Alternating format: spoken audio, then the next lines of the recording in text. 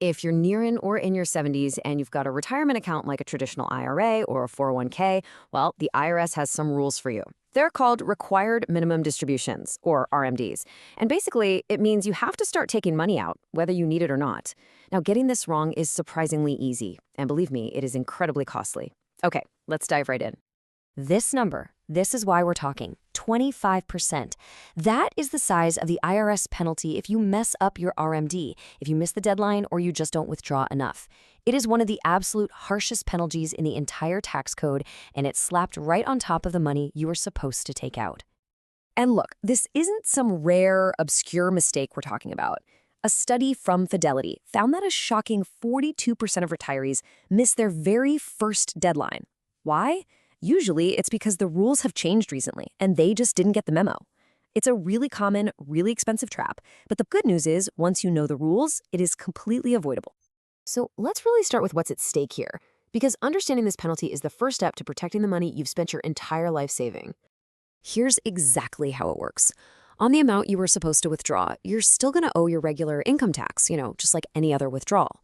But then, on top of that, the IRS adds a 25% penalty. So let's say your RMD was $20,000 and you just forgot. Boom, that's a $5,000 penalty, just gone. So how do we avoid that nightmare scenario? Simple. We master the basics. And don't worry, this is not nearly as complicated as it sounds. We're going to break down everything you absolutely need to know right now. An RMD is pretty much what it sounds like. It's the minimum amount the government requires you to withdraw each year. And you might be asking, why? Well, think about it. You got a nice tax break when you put all that money in, and it's been growing tax deferred for decades. Now the IRS is basically saying, okay, time's up. We'd like to finally collect those taxes, please. Okay, let's lock in these key figures for 2025. You got to know these. The magic starting age is 73. Now, your very first deadline is a bit tricky. It's April 1st of the year after you turn 73. But every single deadline after that is December 31st. And this is crucial. Your RMD for 2025 is calculated based on your account balance from the end of last year, December 31st, 2024. All right, let's talk about the math. I know. The word formula can be a little intimidating, but trust me on this, it is a really straightforward calculation. I'm going to walk you right through it. It's just 3 little steps. That's it. First, you grab your year-end statement from last year. Step 2, you find what's called your life expectancy factor from the IRS tables. It's easy to look up. For example, at age 73, that number is 26.5. And third, you just divide. Your account balance divided by that IRS factor equals your required minimum distribution. Simple as that. And this chart here gives you a really clear picture of how this works in the real world. So for a 73-year-old with $500,000 in an IRA, their RMD is just under $19,000. But look what happens as you get older. At age 80, that factor drops, so the withdrawal amount actually goes up to almost $25,000, even if your account balance didn't change at all. The percentage you have to take out goes up every single year, which is so important to remember for your long-term planning. Okay, so now let's talk about the common traps, the landmines, because, knowing the rules is one thing, but knowing where people usually go wrong, that's how you really safeguard your retirement. These mistakes are super costly, but with just a little bit of planning, they are completely avoidable. This is probably the biggest trap of them all. Your very first RMD isn't due until April 1st of the year after you turn 73. Sounds nice, right? A little extra time? But wait.